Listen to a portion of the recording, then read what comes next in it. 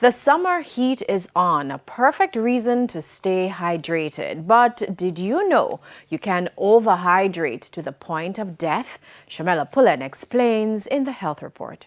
Your body is made up of 70% water. Dehydration occurs when your body loses more fluid than you take in. So when a person is not properly hydrated, you usually have issues where your kidneys don't function well, your heart, because your heart needs a specific balance in order for it to work, doesn't work well. And also it affects your skin. So your skin doesn't look soft and plump and healthy, and it tends to look dry. And also when your hair tends to look dry and it becomes brittle. At the same time, nutritionist Dr. Joan Smith warns that persons can overhydrate to the point of death.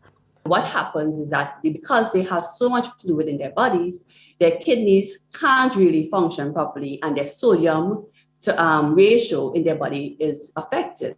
Now, this can cause them to get very dehydrated, get nauseous, have diarrhea, vomiting, and sometimes, in very rare cases, they might actually get coma and become in a coma, and this can also lead to death if not treated properly. So how does one know when they're having too much or too little fluids? The nutritionist says the body will tell you when you're dehydrated. So this is one of the things that tells us that we really need to drink some liquid. However, other indicators you can use is your urine. So when your urine looks very dark orange, then you may need to hydrate because our urine color normally is supposed to be a pale yellow color. And then when it's lighter than that, we may be drinking too much liquid.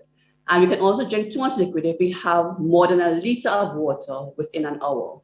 She also suggests that drinking 8-ounce glasses of water daily isn't the only way one can stay hydrated. Fresh fruits and vegetables and various beverages are also suitable options. With your health report, I'm Shamela Pullen wishing you good health.